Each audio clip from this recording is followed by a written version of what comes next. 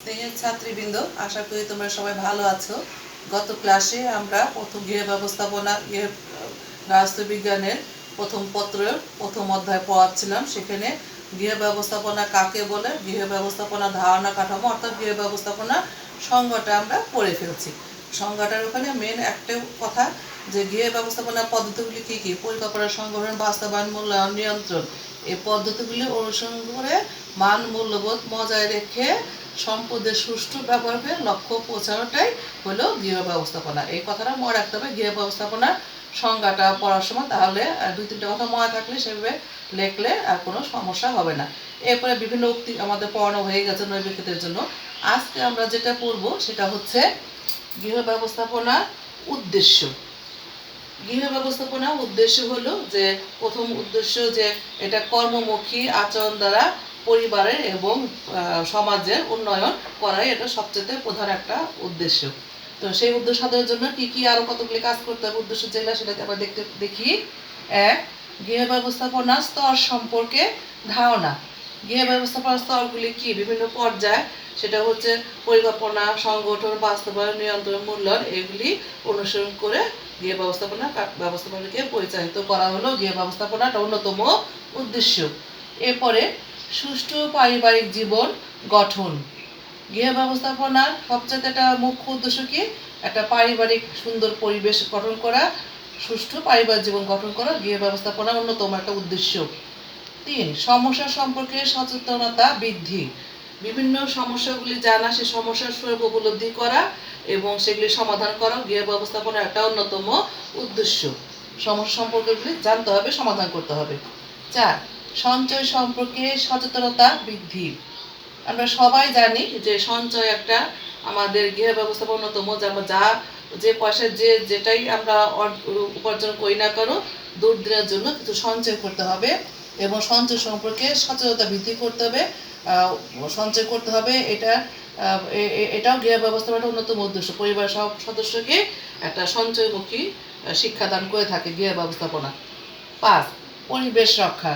গৃহে এবং গৃহের বাইরে সুষ্ঠু বাসোপযোগী পরিবেশ তৈরি করা গৃহ ব্যবস্থাপনার একটা অন্যতম উদ্দেশ্য। এরপরে সম্পদের সুষ্ঠু ব্যবহার। আমাদের গৃহ ব্যবস্থাপনার অন্যতম উদ্দেশ্য হচ্ছে সম্পদের ব্যবহার করে লক্ষ্য অর্জন করা। গৃহ ব্যবস্থাপনায় মানবীয় সম্পদ, অমানবীয় সম্পদ ব্যবহার করতে হবে এবং সুষ্ঠুভাবে ব্যবহার করাটাই গৃহ ব্যবস্থাপনার একটা মুখ্য উদ্দেশ্য।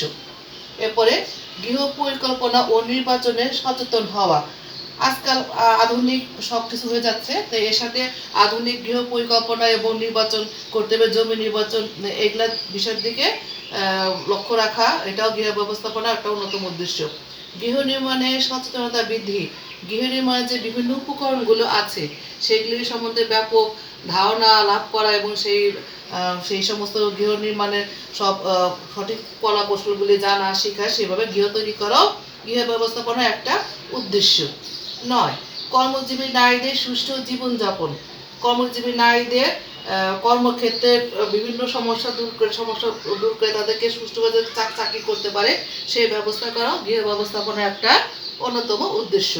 10, মূল্যবোধের গুরুত্ব। গৃহ ব্যবস্থাপনার একটা মুখ্য উদ্দেশ্য হচ্ছে মূল্যবোধকে গুরুত্ব দেওয়া। মূল্যবোধ অনুযায়ী আমরা কি করে থাকি, লক্ষ্যগুলি নির্ধারণ করে থাকি এবং লক্ষ্য বাস্তবায়িত করে থাকি। কাজেই মূল্যবোধের সঠিক মূল্যবোধ নির্ধারণ করা, সেগুলি পালন করা, সেটাও গৃহ ব্যবস্থাপনার একটা অন্যতম উদ্দেশ্য। পরিবেশের ভারসাম্য রক্ষায় সচেতন হওয়া। আমরা সবাই জানি যে পরিবেশে কি করতে হবে, ভারসাম্য রক্ষা করতে হবে। সেখানে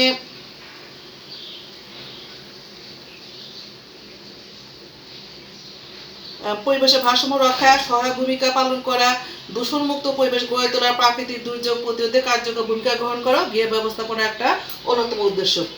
এরপরে আধুনিক সরঞ্জামের যত্ন ও রক্ষণাবেক্ষণ। আমরা সবাই জানি দিন এগিয়ে যাচ্ছে, বিজ্ঞানের সব উন্নতি হচ্ছে, সে আধুনিক প্রযুক্তির সাথে সমন্বয় রেখে আধুনিক গৃহে আধুনিক সরঞ্জাম ব্যবহার করা এবং সেগুলি রক্ষণাবেক্ষণ করাও গৃহ ব্যবস্থাপনার একটা অন্যতম উদ্দেশ্য। আমরা পরের পৃষ্ঠে যাচ্ছি। এই পৃষ্ঠে আমরা তাহলে গৃহ ব্যবস্থাপনার কয়টা উদ্দেশ্য দেখতে পেলাম, 12টা উদ্দেশ্য এখানে বইয়ে সুন্দর করে দেওয়া আছে। তোমরা অবশ্যই গৃহ ব্যবস্থাপনার সংজ্ঞার পরে এই গৃহ ব্যবস্থাপনার উদ্দেশ্যটা পড়বে। আমরা পরবর্তী পৃষ্ঠে যাচ্ছি। আমরা গৃহ ব্যবস্থাপনা বিভিন্ন উদ্দেশ্যগুলি পড়ছিলাম। বইয়ে 15টা উদ্দেশ্য দেওয়া আছে, ইতিমধ্যে আমরা 12টা উদ্দেশ্য সম্বন্ধে পড়ে ফেলেছি।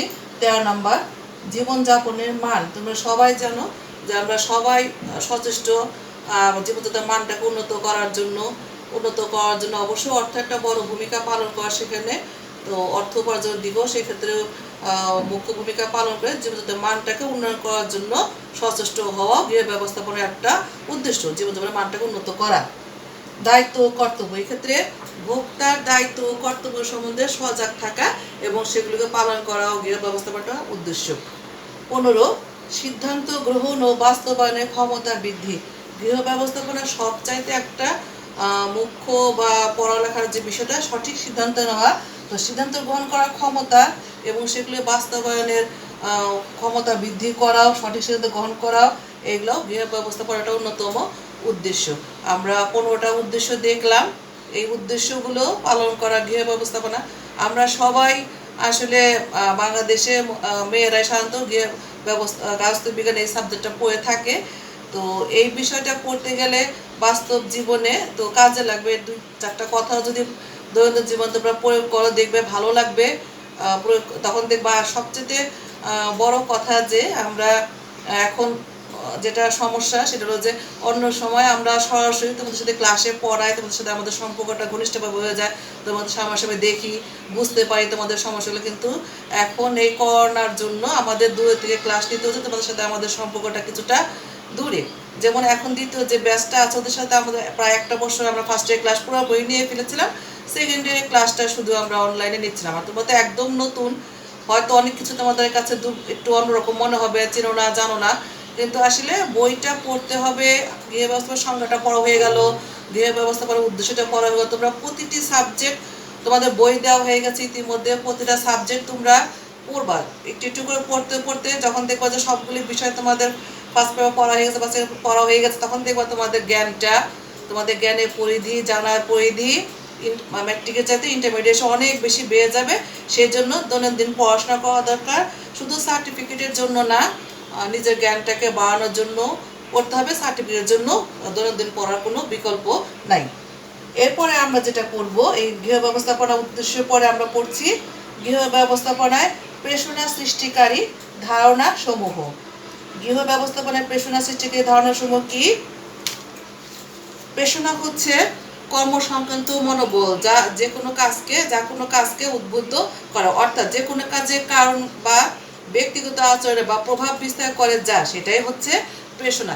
অর্থাৎ প্রেষণা হচ্ছে এমন একটা শক্তি যা আমাদেরকে কাজ করার জন্য টেনে নিয়ে যায়। অর্থাৎ প্রেষণা মানুষকে কাজে তাগিদ দেয়। সেই তাগিদের ফলেই আমরা বিভিন্ন সময় বিভিন্ন কাজ করে থাকি। মানুষকে তার জীবনযাত্রায় বিভিন্ন পরিস্থিতির মোকাবেলা করতে গিয়ে ছোট বড় নানা ধরনের সিদ্ধান্ত গ্রহণ করতে হয়। এই সিদ্ধান্ত গ্রহণ এবং ব্যক্তিগত ও সমষ্টিগত আচরণকে নিয়ন্ত্রণ করার জন্য কিছু নির্দেশক আছে। গৃহ ব্যবস্থাপনার প্রেষণা সৃষ্টিকে ধারণা সম্বন্ধে কতগুলি বিষয় আছে, যেখানে সেগুলোকে নির্দেশকও বলা হয়ে থাকে। সেখানে নির্দেশক হিসেবে 3টা বিষয় কাজ করে। একটা হচ্ছে মূল্যবোধ, লক্ষ্য, মান। গৃহ ব্যবস্থাপনায় এগুলোকে প্রেষণা সৃষ্টিকারী ধারণা হিসেবে চিহ্নিত করা হয় বা আখ্যায়িত করা হয়। তাহলে আমরা এখন কি পড়লাম? গৃহ ব্যবস্থাপনায় প্রেষণা সৃষ্টিকারী ধারণা সমূহকে, প্রেষণা কাকে বলে? প্রেষণা হচ্ছে কর্মসংক্রান্ত মনোবল যা মানুষকে কোনো কাজে উদ্বুদ্ধ করে। আর গৃহ ব্যবস্থাপনায় প্রেষণা সৃষ্টিকারী ধারণাগুলোকে নির্দেশ হিসেবে যে 3টা বিষয় আছে সেটা হচ্ছে কি? আমি আবারও বলছি, মূল্যবোধ, লক্ষ্য, মান। এই হলো গৃহ ব্যবস্থাপনায় প্রেষণা ধারণা সমূহ পড়ে ফেললাম। এরপরে পড়ব গৃহ ব্যবস্থাপনায় মূল্যবোধ। গৃহ ব্যবস্থাপনায় মূল্যবোধটা এই গৃহ ব্যবস্থাপনার প্রথম ক বিভাগে বিভিন্ন পড়ার মধ্যে আসে। তা আমাদের আগে জানতে হবে মূল্যবোধটা কাকে বলে, মূল্যবোধ কি? মূল্যবোধ হলো প্রচলিত মান যা আচরণকে নিয়ম মাফিকভাবে প্রভাবিত করে। ক্লুকলোনের মতে মনোভাব, প্রেষণা সামগ্রীর পরিমাপযোগ্য প্রচলিত প্রথা, রীতি, দল, বিষয়, ঘটনার সম্পর্কে মূল্যবোধ বলে। মানুষ যা হতে চায়, যা অবশ্য কর্তব্য বলে মনে করে, যা করে মানুষ তৃপ্তি লাভ করে, যে বিষয়ের প্রতি যার গভীর আগ্রহ, শ্রদ্ধা, বিশ্বাস আছে এবং যা সম্পাদন করে মানুষ আনন্দ অনুভব করে, তাই মূল্যবোধ। ক্লুকলোন পরবর্তীকালে মূল্যবোধের সংজ্ঞা দিয়েছেন। মূল্যবোধ অর্থ প্রাথমিক বিষয় সম্বন্ধে ব্যক্তি বা দলের বহির্মুখ বা অন্তর্মুখ ধারণা যা তাদের কাজের ধরন, মাধ্যম ও পরিসমাপ্তিতে প্রভাবিত করে এবং স্বতন্ত্র বৈশিষ্ট্য প্রকাশ করে। তাহলে মূল্যবোধ কাকে বলে? এক কথা আমরা যেটা বুঝি, যে কাজ করে মানুষ তৃপ্তি পায়, আনন্দ পায়, যার প্রতি গভীর শ্রদ্ধা বিষয় আছে, সেটাই হচ্ছে মূল্যবোধ। তার মানে মানুষ মূল্যবোধে সচেতন হয়ে মূল্যবোধের প্রেক্ষিতে বিভিন্ন সময় বিভিন্ন লক্ষ্য নির্ধারণ করে থাকে, কাজ করে থাকে। যা তা ভালো লাগে না সে কাজ তখন সে করে না। তো এখন আমরা কি পড়লাম? মূল্যবোধ কাকে বলে। এরপরে আমরা পড়ব মূল্যবোধের বৈশিষ্ট্য। বিভিন্ন শাস্ত্রে মূল্যবোধের বিভিন্ন সংজ্ঞা দেওয়া আছে, কিন্তু এর প্রধান বৈশিষ্ট্যগুলি প্রায় একই রকম। মূল্যবোধের উপরোক্ত সংজ্ঞা থেকে একটু আগে যে সংজ্ঞা বললাম সেখান থেকে কিন্তু মূল্যবোধের বৈশিষ্ট্যগুলি সম্বন্ধে বিস্তারিত বলা যায়। সেটা হচ্ছে, এক, মূল্যবোধ একটি আকাঙ্ক্ষিত বিষয় যা আমাদের কার্যকলাপকে নিয়ন্ত্রণ করে। সংজ্ঞার মধ্যে এটা আছে, যা ভালো লাগে, যা করে আমরা আনন্দ পাই, তো সেটার প্রেক্ষিতে এই বৈশিষ্ট্য আমরা বলতে পারি। মূল্যবোধ একটি আকাঙ্ক্ষিত বিষয় যা আমাদের কার্যকলাপটাকে নিয়ন্ত্রণ করে। ব্যক্তির নিজস্ব মূল্যবোধ অন্যের কাছে গুরুত্বপূর্ণ না হলেও তার মূল্যবোধ সেই ব্যক্তির নিকট অত্যন্ত উত্তম। তার কাছে যে বিষয়টা ভালো লাগে সেটা দেখে তো সে তার মূল্যবোধটা নির্ধারণ করে। কাজে আমার মূল্যবোধটা আমার কাছে অত্যন্ত গুরুত্বপূর্ণ, অন্যের কাছে সেটা গুরুত্বপূর্ণ নাও হতে পারে।